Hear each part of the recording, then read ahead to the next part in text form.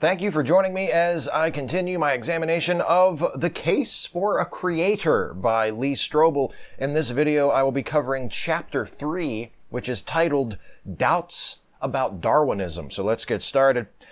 Strobel opens the chapter by describing the impressive credentials held by a group of scientists who published a statement titled A Scientific Dissent from Darwinism in 2001. Was this statement published in a scientific journal? No. It was published in the Weekly Standard, which is a conservative opinion journal, and which Strobel refers to in the body of the chapter only as a national magazine. You have to go to the footnote to find out that it was the Weekly Standard. And also, by the way, not an article in the Weekly Standard, an advertisement in the Weekly Standard. The statement of dissent was inspired by the airing of the PBS documentary series Evolution in the year 2001, a series which also inspired the publication of what Strobel calls a detailed 151-page critique of the series, which claimed that it failed to accurately represent the scientific problems with evolutionary theory and the disagreements with the theory among biologists. That 151-page critique, which Strobel again does not name by title in the text of the chapter, but only in a footnote, is titled Getting the Facts Straight, and it was published by creationist think tank, the Discovery Institute. Strobel wants to figure out whether or not contemporary science points toward or away from God. So he decides to go interview an expert on whether or not Darwinian evolution is all it's cracked up to be. But before we get there, and to his interview with this expert, I want to talk about the scientific dissent from Darwinism and how dishonestly or inaccurately, misleadingly, if we don't want to assume willful dishonesty on Strobel's part, how Strobel misrepresents, we'll put it that way, how he misrepresents this scientific dissent from Darwinism and the significance of it relative to the broader scientific community. He begins the chapter with the line, "There were 100 of them," referring to the scientists who signed the dissent statement published in the Weekly Standard in 2001. 100 of them. He leads with the number, trying to impress his readers. If evolution is such firmly settled science, how is it that 100 scientists, 100 scientists were willing to publicly declare that they have doubts? Strobel also claims that the one-sided nature of the 2001 PBS Evolution series ignited a backlash from many scientists. So let's keep that in mind. We'll keep both of those concepts in mind. 100 scientists, and whether or not that is significant, and many scientists. And how many scientists is many scientists? Let's find out. To put this in perspective, I want us to compare two numbers. The first number is one you've heard already, 100, the number of scientists who signed the A Scientific Dissent from Darwinism ad in the Weekly Standard. Now let me explain briefly how I arrived at my second number. I looked up the professional, scientific, or academic organizations based in the United States that have explicitly rejected intelligent design. I wanted to be fairly narrow in selecting organizations to give the 100 dissenters as fair a shot as I could. And there's a Wikipedia article that lists 15 such organizations, 15 American scientific or academic organizations that have explicitly rejected intelligent design. I'm narrowing my focus to just my own country and just scientific or academic organizations that can not only be presumed to be accepting of evolution, but have released statements explicitly saying that they reject intelligent design. All right? Those 15 organizations listed in this Wikipedia article are the American Association for the Advancement of Science, the American Association of University Professors, the American Astronomical Society, the American Chemical Society, the American Geophysical Union, the American Institute of Physics, the American Psychological Association, the American Society of Agronomy, the American Society for Biochemistry and Molecular Biology, the Botanical Society of America, the Federation of American Societies for Experimental Biology, the National Association of Biology Teachers, the National Center for Science Education, the National Science Teachers Association, and the National Academy of Sciences. The total membership of those 15 organizations is approximately 800,000. Now that number is an estimate because not every organization lists how many members it has. I couldn't find specific membership statistics for all of those organizations. And some of them do list numbers, but they don't list exact numbers. They list an estimate, about 200,000 members or something like that. Plus, we can also assume that some people are members of more than one of those organizations. There's some overlap. So 800,000 is just a ballpark figure, but I think a fairly accurate one for our purposes. So there are about 800,000 people represented by those 15 American scientific or academic organizations that have explicitly rejected intelligent design. So that's 800,000 supporters of evolution, or presumed supporters of evolution, to 100 avowed critics or skeptics of evolution. That is an 8,000 to 1 ratio. So decide for yourself if 100 of them is actually all that impressive in context. But of course, this isn't the only comparison one could make. The 100 scientists who signed the dissent advertisement aren't the only scientists who have doubts about evolution. In fact, the Discovery Institute maintains a list of such scientists at the website dissentfromdarwin.org. The list is limited to people who hold PhDs in scientific fields, and everyone who signs the list must agree with the following statement. We are skeptical of claims for the ability of random mutation and natural selection to account for the complexity of life. Careful examination of the evidence for Darwinian theory should be encouraged. The Discovery Institute doesn't make it easy to find the exact number of people on its Dissent from Darwin list. It says over 900 on the website, but it doesn't give a precise number. So I downloaded the PDF of the list and I counted the names myself, and I got 982.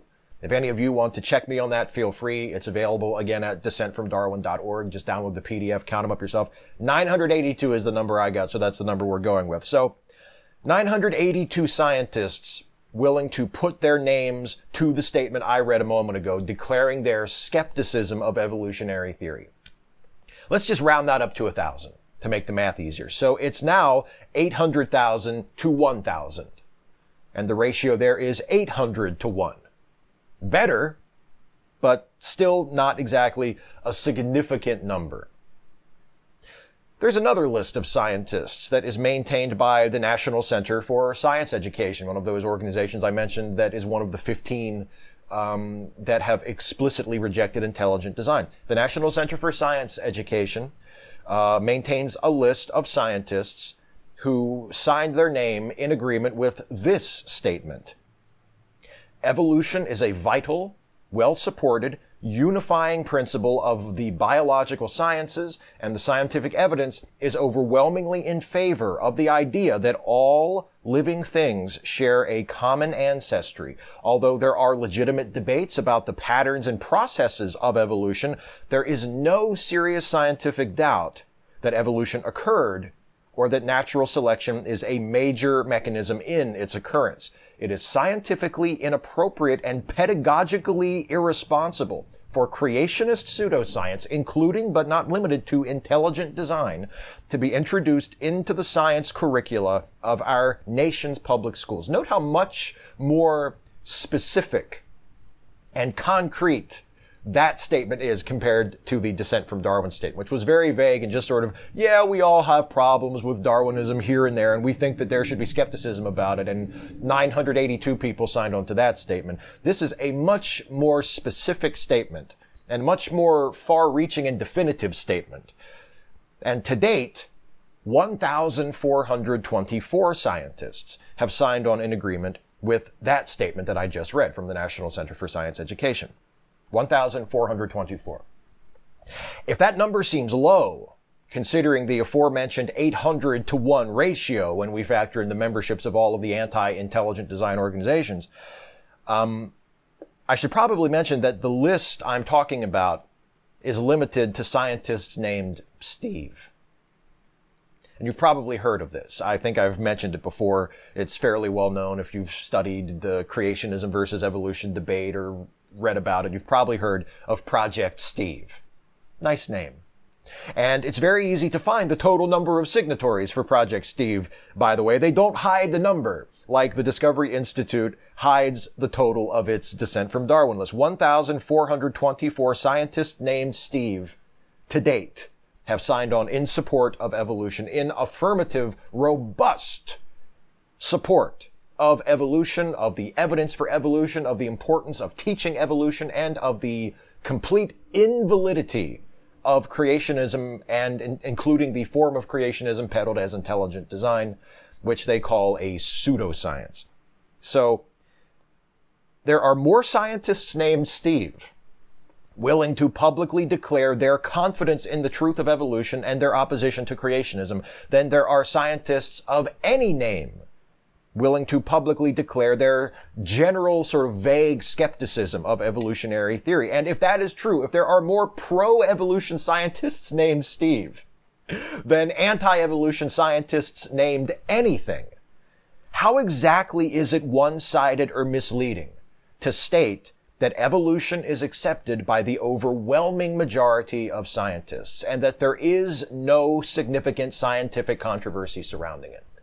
How exactly is that one-sided to say that, given the fact that scientists overwhelmingly accept that evolution is a fact and that the theory of evolution is a fundamentally sound description of how evolution worked, and that it is incredibly important that evolution be taught to students?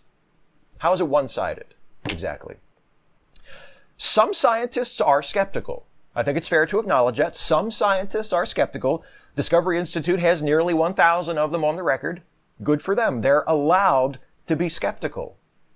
But their skepticism of evolution is not shared by a significant number of scientists, and it's dishonest to suggest otherwise, just as it is dishonest to suggest, as creationists and apologists often do, that the existence of this statistically insignificant group of dissenters means that evolution is a theory in crisis, or a theory mired in controversy. That simply isn't true. It's sad and kind of funny to see Strobel touting the numbers on his side as though they're somehow impressive. 100 scientists! Not impressive. 1,000 scientists. Not impressive. And they published a 151-page critique of the PBS Evolution series. That series was 8 hours long. They got to 151 whole pages. One of the problems with this, one of the big problems with this, one of the problems that really causes it to leave a bad taste in my mouth is, as with most other forms of Christian apologetics, but most particularly apologetics that focus on science and creationism, is that you can tell it's clearly being targeted at an audience of people who don't know any better, who aren't educated enough on the basics of the topic being discussed to be able to recognize that they're being lied to. Or, if we don't want to assume malice on the part of the author, they're being told false information. They're being given a bad picture, an inaccurate picture of what the science actually is. If you had even just a basic science education, which is all that I have, a basic science education augmented a little bit by some reading of popular science over the years on my part, you can see the basic flaws in what Strobel and the quote-unquote expert he interviews in this chapter are about to say. But if you get all of your science education from religiously themed homeschooling or religiously themed private schools or universities or books like this or creationist books by other authors, if that's your main source of science education, then you're not going to know any better. You're not going to get why it's wrong. And you're the person that Strobel is targeting with his book. people who don't know the basic science and will hear things like, wow, 100 scientists were willing to publicly come out against evolution. Doesn't sound like it's a very sound theory to me. And they don't know that 100 scientists in context of the broader scientific community is nothing. 1,000 scientists in the context of the broader scientific community is nothing. The overwhelming majority, the overwhelming consensus of modern science is that evolution is real, it's true, that evolutionary theory is a sound theory. Not just a sound theory, one of the most sound and well-supported scientific theories ever. Strobel is counting on you not to know that, because if you know that, his arguments fall completely flat. Anyway, let's move on to the interview for the chapter. Strobel goes to interview Jonathan Wells, who again is probably a familiar name to many of you if you've watched other series like this or if you're interested in the creation and evolution debate. Jonathan Wells is a creationist who has written extensively in support of creationism, specifically the version of creationism called intelligent design, and he is a senior fellow at the Discovery Institute. The introduction of Wells is the first time Strobel mentions the Discovery Institute by name in the body of the chapter. I wonder, did he opt not to mention that it was also behind the 151-page critique of the evolution series so it wouldn't seem like he was getting a lot of his information from a single source? I don't know, maybe. Strobel spends a few pages introducing Wells, describing how he used to be an atheist, but he found God after being enthralled by the grandeur of creation. There's a lot of that going around. And then he says, quote, I hadn't come to Seattle, however, to seek spiritual wisdom from Wells. Instead, I sought him out because of his scientific expertise and because he authored a book whose title intrigued me the moment I saw it. And the book that he's talking about is Icons of Evolution, which is one of the most popular creationist books of the last 20, 30 years. It intrigues Strobel because, remember from a previous chapter, he focuses on 4 images of evolution, which have stuck with him as symbols of evolution that he glommed onto when he was a student. I'd just like to mention, since Strobel tells us he came to Wells for his scientific expertise, that Wells is not only a creationist, but according to his Wikipedia article, he's also an AIDS denialist. He doesn't believe AIDS is caused by HIV. So evolution isn't the only widely accepted science he questions. Not only does he believe that evolution didn't happen, he doesn't believe that HIV causes AIDS. So he's a fringe-dwelling kook in 2 ways. And with AIDS denialism, a particularly morally reprehensible way. Because AIDS denialism kills people. People who are convinced that HIV does not cause AIDS are at risk. People who have HIV, who are HIV positive, but believe that it doesn't cause AIDS and therefore they have no reason to seek medical treatment, are in danger. People like Jonathan Wells, who are AIDS denialists, get people killed.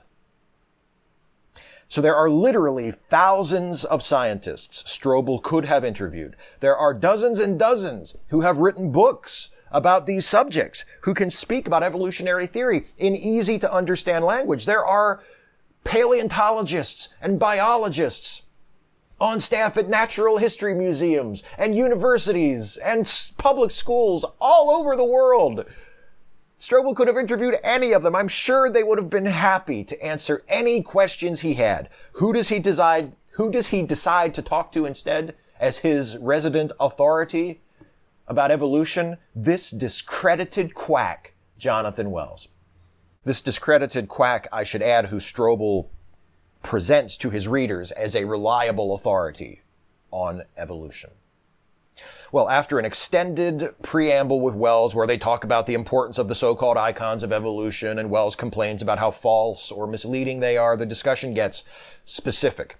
The first image of evolution on Strobel's list is the Miller-Urey Experiment, where it was shown that a simulated atmosphere meant to represent the atmosphere of the early Earth was able to produce the building blocks of life, components of amino acids, etc. Well, what's wrong with that one? According to Wells, the atmosphere of early Earth, we now know, wasn't at all like the one Miller simulated with his experiment. When Strobel asks Wells what happens when scientists run the experiment with more accurate models of Earth's early atmosphere, Wells admits that they are able to produce organic molecules, but he blows that off as not that big of a deal. And Strobel asks, couldn't organic molecules be precursors to life? To which Wells responds, do you know what organic molecules they produce? Formaldehyde, cyanide. In my lab at Berkeley, you couldn't even have a capped bottle of formaldehyde in the room because the stuff is so toxic. The idea that using a realistic atmosphere gets you the first step in the origin of life is just laughable. Laughable. Let's stick with that for a moment. Let's make that a theme for the next few minutes. Two main points here. First, formaldehyde and hydrogen cyanide are substances that can yield building blocks of life. Jonathan Wells says these molecules couldn't possibly be precursors to life. It turns out both molecules he names, formaldehyde and cyanide, have experimentally been shown to be precursors to life. Oops! Hydrogen cyanide and formaldehyde are among several compounds that can be used to synthesize building blocks of RNA with some relatively simple chemical reactions that naturally occur in nature and would have occurred in the Earth's early atmosphere, according to our most recent and most accurate models of the atmosphere of Earth 4 billion or so years ago. That Wells would be so incredulous because formaldehyde is toxic speaks to the extent of his ignorance or his dishonesty. Again, yeah, you pick.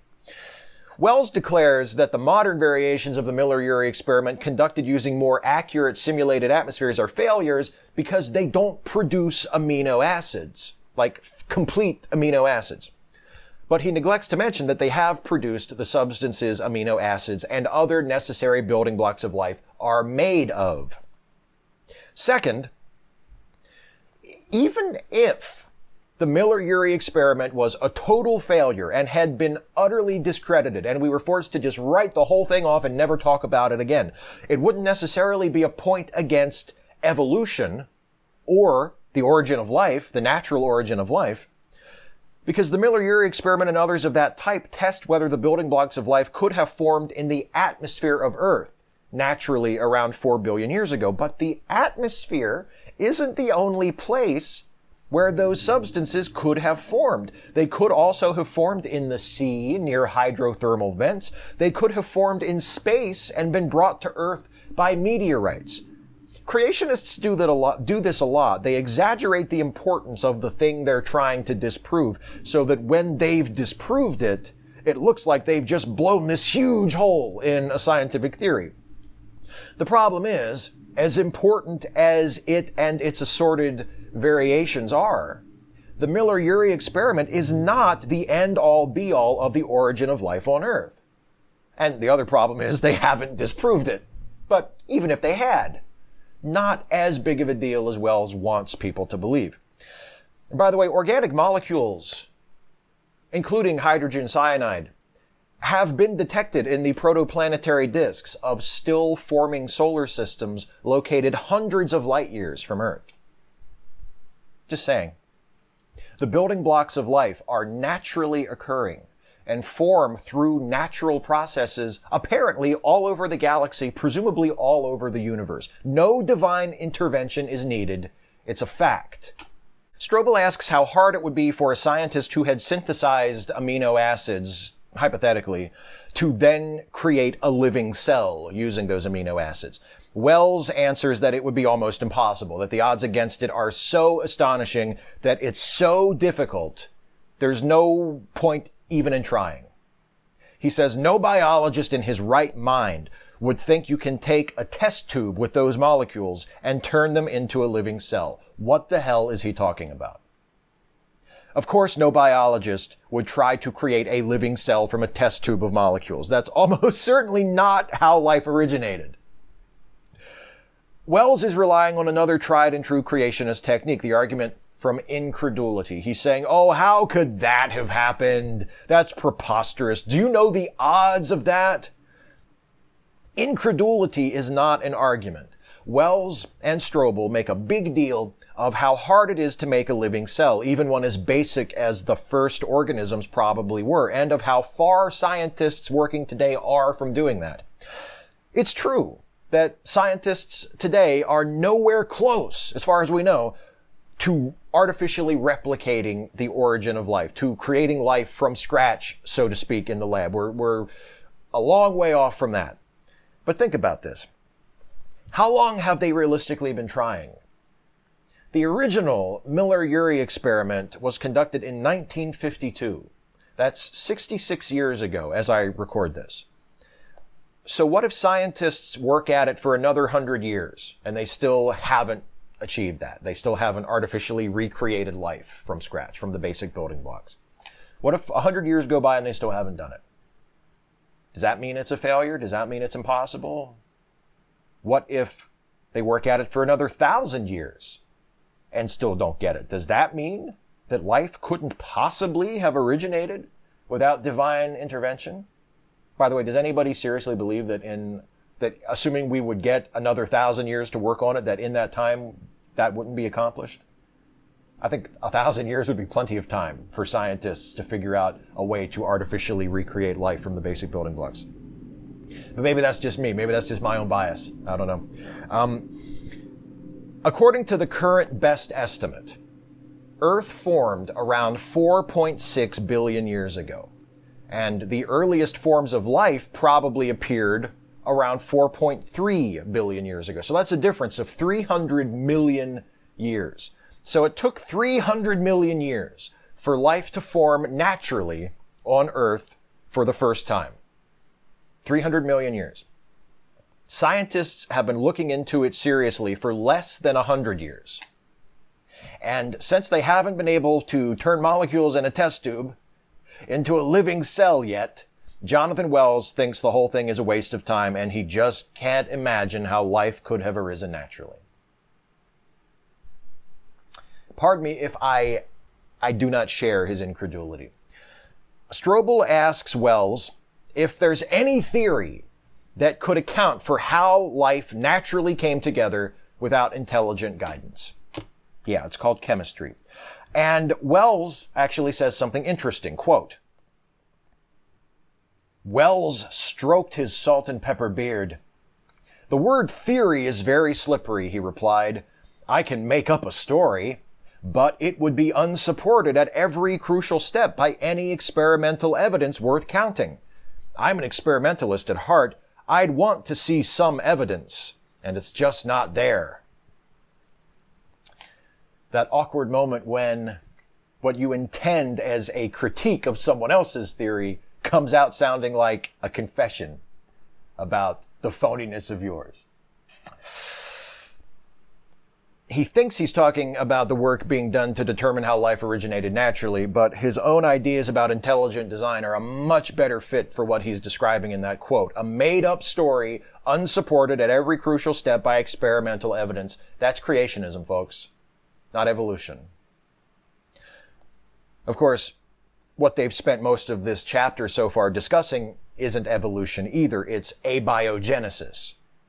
Creationists like to pretend they're the same thing when they're actually not, and suggest that the fact that the origin of life has not yet been definitively explained discredits evolutionary theory when it doesn't.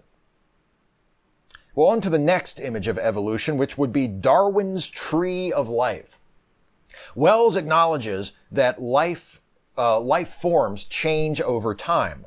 But he has a big problem with the notion that all life on Earth is descended from common ancestors. He claims that Darwin's tree of life, and that's the term they use repeatedly in the chapter, although they're using it as a catch-all phrase referring to phylogenetic trees in general, because even though they call it Darwin's tree of life, Darwin himself didn't really use that illustration a lot.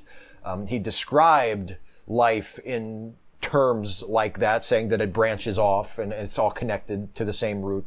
And he did have, there are some illustrations like that in the Origin of Species, but other scientists and illustrators have used that and popularized it far more than Darwin did, but they call it Darwin's tree of life. It's phylogenetic trees.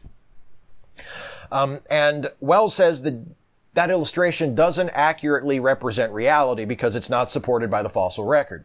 In fact, Wells says Darwin knew that the fossil record didn't support his theories. So what does the fossil record say as we understand it today, as opposed to 150 years ago, say? And actually, Wells answers that question. He says that the modern understanding of the fossil record has turned Darwin's tree upside down. And the biggest problem for evolutionists is the Cambrian explosion.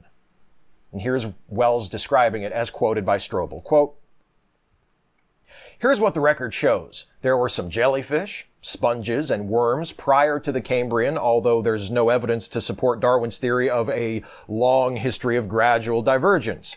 Then, at the beginning of the Cambrian, boom! All of a sudden, we see representatives of the arthropods, modern representatives of what are insects, crabs, and the like. Echinoderms, which include modern starfish, and sea urchins, chordates, which include modern vertebrates, and so forth. So it was boom, and then all of a sudden all of these brand new types of organisms are in the fossil record. The Cambrian explosion occurred over a period of about 20 million years. So that's hardly all of a sudden. And despite what Wells is saying there is some evidence in the fossil record of a lot of the species that sort of exploded during the Cambrian explosion existing in prior epochs. So it's not as if all of these organisms are brand new in the Cambrian explosion. There is evidence tying them to earlier epochs as well. It's not like, oh, where'd they come from? He's mischaracterizing the fossil record. Now, there was a lot of activity during those 20 million years. A lot of new and more complex life forms appeared during that time in the fossil record. Absolutely. It's a very important and extremely interesting period of natural history. But does it uproot Darwin's tree? Does it defy explanation according to Darwinian principles, as Wells insists it does? No, it doesn't. Within the fossil record of the Cambrian explosion, contrary to what Wells argues here, again, out of either ignorance or willful dishonesty, take your pick, we see life forms appearing in patterns consistent with the rest of the fossil record. Did a lot of things happen in a relatively short time on the evolutionary time scale? Sure. But that short time, I remind you, lasted 20 million years. And nothing in the fossil record of the Cambrian explosion is irreconcilable with evolutionary theory. It's just not true, what Wells is saying. Before moving on, Wells acknowledges that common descent is valid to a point, but he denies the notion that all life is descended from common ancestors. For example, he says it's possible that all cats are descended from a common ancestor, though it's not a fact, he insists. But the higher up we go in the taxonomic hierarchy, the shakier the evidence for common descent gets. So, here's the problem with this. If you're willing to accept that different species of cats, let's say, could have descended from common ancestors, if that sounds plausible to you, even though you say it's not a fact, which it is, by the way, if that's plausible to you, why is it so hard to believe that all mammals also share common ancestors? Creationists like Wells refer to taxonomic categories as though they're divided by impenetrable walls. Oh, sure, a cat can evolve into a different kind of cat, but a cat could never evolve into something that wasn't a cat. Why the hell not? Taxonomy is a construct that we came up with to help organize and make sense of the natural world. It's a description of the natural world. It's a model, an overlay that we imposed on the natural world to help us be able to make some sense of what is actually going on. It's a useful tool. It's ingenious. It's brilliant. It's incredibly useful.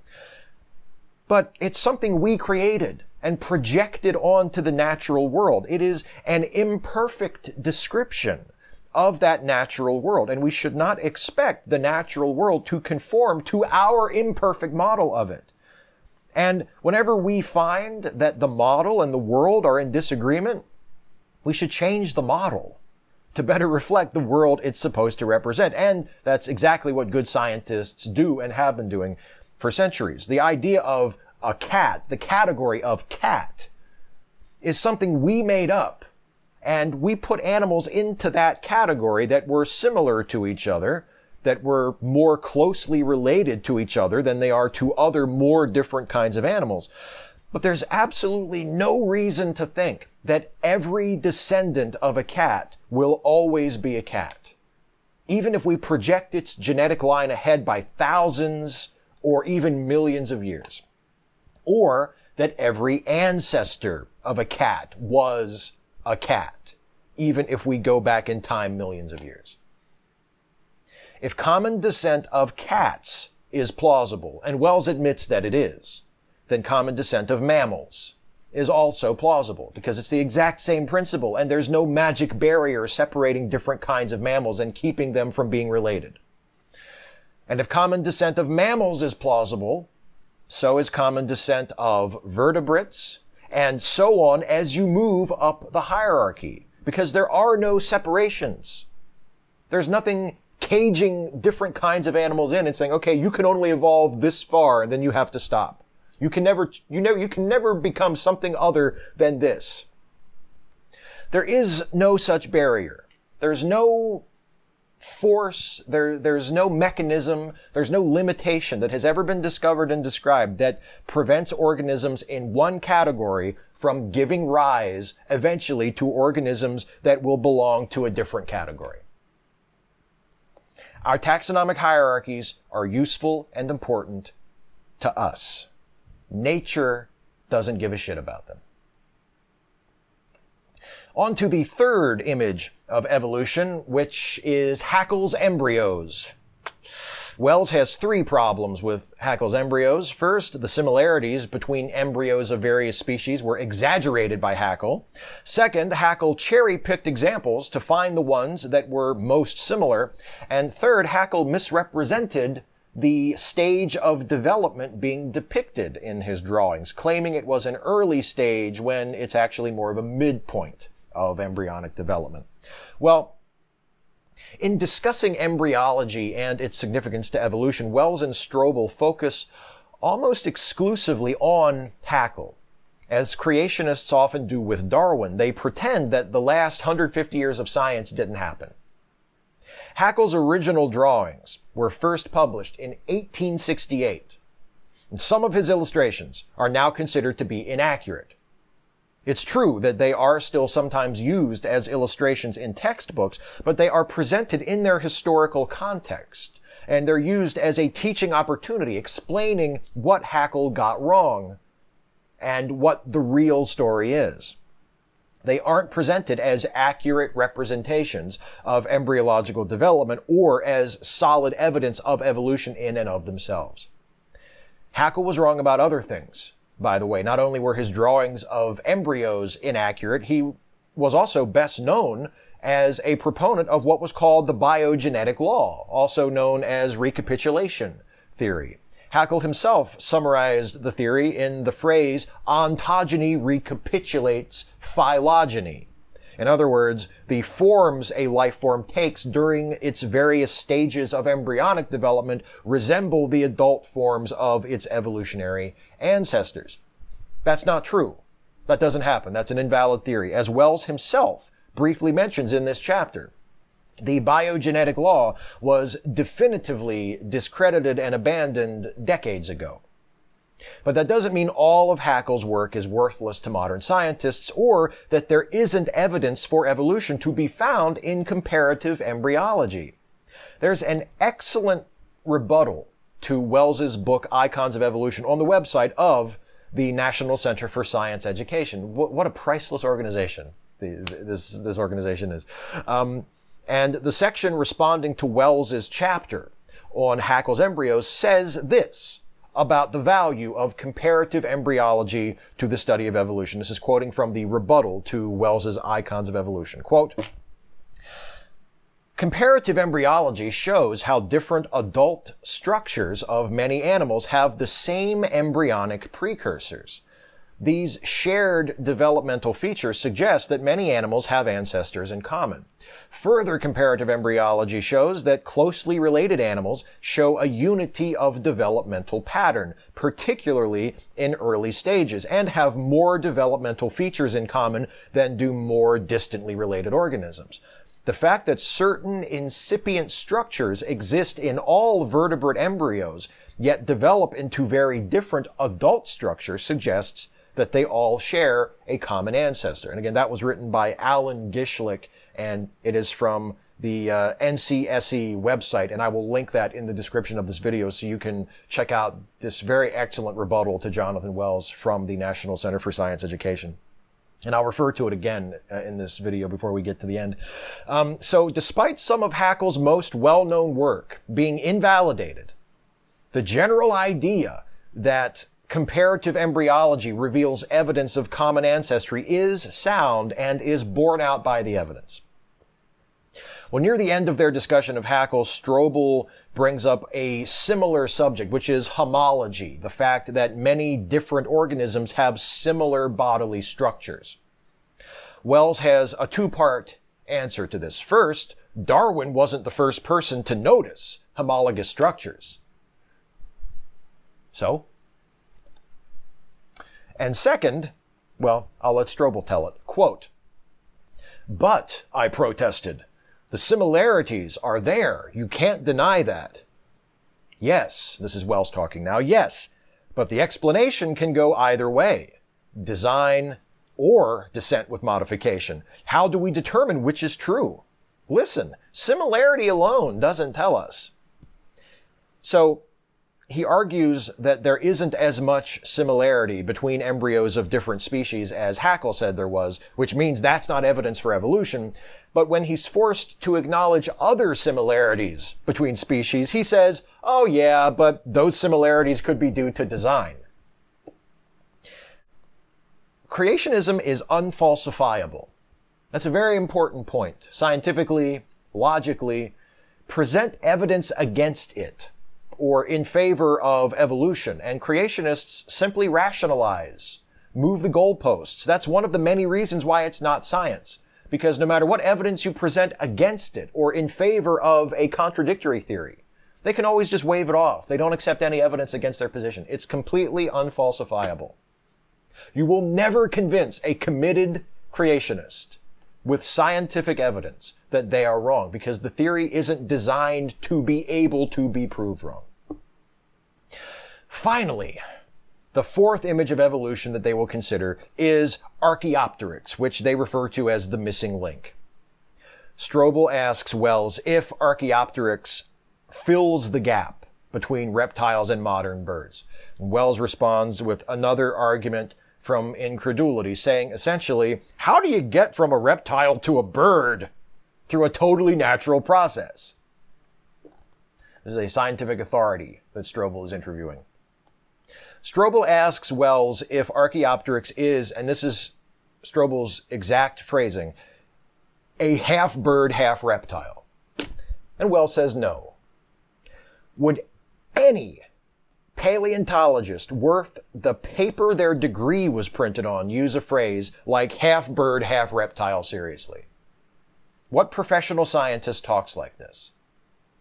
Strobel and Wells both misunderstand how actual scientists think evolution works. They don't examine the fossil record looking for missing links or intermediate forms. If they're looking for an intermediate link between, say, modern humans and ancient apes, they don't look for a half man, half ape and go, missing link. Got it. It's not how it works. They look for shared features, organisms that have similarities to both older forms and more recent ones. Whether Archaeopteryx itself was actually a direct genetic ancestor of modern birds isn't really the point, and isn't something that scientists are necessarily looking to prove. The point is, it shares features with dinosaurs and with modern birds. It's not a half bird, half reptile, but it shares certain features that are found in each. Here's another quote from the aforementioned rebuttal of Wells on the NCSE website. Quote, Archaeopteryx has many features intermediate between those of its dinosaurian ancestors and its avian descendants, which is exactly what would be predicted by evolution. But Strobel has an answer for that. He says, quote, "Even if Archaeopteryx had turned out to be a transitional creature, it would have been but a whisper of protest to the fossil record's deafening roar against classical Darwinism." Again, the unfalsifiable theory. Even if this were evidence for evolution, you'd still have to ask yourself why there isn't even more of it. A whisper of protest against a deafening roar is how I would describe the dissent from Darwin scientists versus the scientific consensus. That's actually a really nice description of that. Why should we be listening to the whisper of protest from creationists instead of the deafening roar of the scientific consensus? Now, you all are free to make your own judgments. Personally, I will trust that consensus of biologists and paleontologists and other experts in relevant fields as to what the fossil record says, and not the impossible to satisfy demands of ignorant and discredited apologists and creationists like Strobel and Wells. Why should someone who demonstrates such an awful understanding of evolution be allowed to set our expectations for what the fossil record should look like if evolution is true? Strobel and Wells wrap up their conversation with Wells declaring that not only is there weak evidence for evolution, there is also strong positive evidence for intelligent design. If you analyze the evidence, Wells says to Strobel, I think you'll discover that the positive case for an intelligent designer becomes absolutely compelling. That is what I'm going to find out, Strobel says to Wells as he leaves. You're not going to find out if you don't talk to any actual scientists, Lee. This is going to be a recurring theme in this series, I expect, so just get used to me saying this now. The stated purpose of Strobel's investigation and the method by which he conducts that investigation are irreconcilable. He claims to want the truth about whether science points toward natural evolution or a designer, but he only speaks to creationists and Christian apologists. How many of the points Wells raises in this chapter could have been countered or even definitively rebutted on the spot by an actual scientist? How many of Strobel's questions could have been better answered by an actual scientist than by a discredited charlatan like Wells? Offhand, I'd say all of them. Lee Strobel claims to care only about the truth, claims to be willing to follow the facts wherever they lead, whether he likes where they're leading or not. My biggest problem with this book so far is that I simply don't believe him. But maybe he can change my mind. Who knows? We're early on. We're only on chapter 3. We have a long way to go in the book and in the series. So maybe Strobel can turn it around and I'll have to eat my words. And this will be the final Atheist Read series and also the one where finally I get good evidence against evolution and for intelligent design. It's never happened before. I've reviewed many books that have dealt with these subjects. Never gotten anywhere close. But maybe this is the one. Maybe last time's the charm. We'll find out. Anyway, that's it for this video. In the next video, I will be back to look at chapter 4 of The Case for a Creator, which is titled, Where Science Meets Faith. So look forward to that. Thank you, everyone, as always, for watching. Thank you for your attention and your interest. If you have something to say in response to something I have had to say, if you have a better rebuttal for one of the arguments that Strobel or Wells makes, or if you disagree with something I've said, if you are a fellow atheist, or you are a Christian, or you are some other category of believer or non-believer, I'd be very interested to hear what you have to say in response to what I have had to say about what Lee Strobel and Jonathan Wells have had to say. So please leave a comment on this video, sharing your thoughts with me and with everybody else. I look forward to reading your comments and your responses. Also, if you liked this video, please click like, please share it, please subscribe to the channel if you enjoy this sort of thing. And if you want to help me continue making videos like this one and like all the videos that I make on this channel, please consider helping me by becoming a supporter of the channel through Patreon. You can go to patreon.com/Steve Shives to become a patron of the channel for as little as $1 a month. If you pledge $5 a month or more, you get some extra perks, including sneak peeks at scripts for this series and a few other extras as well. Thank you all so much for watching. Thank you for your support, whether you're a patron or not. And I'll see you next time when we take a look at Chapter 4.